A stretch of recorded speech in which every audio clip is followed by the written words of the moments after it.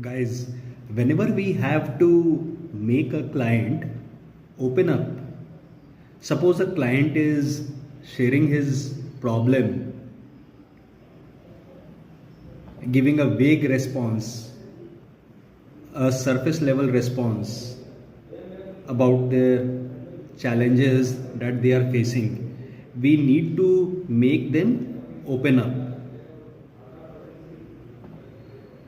by asking the open-ended questions. Open-ended questions ask, can you describe for me in detail? Can you uncover this in detail for me for better understanding of the context? Can you be more specific? Like this.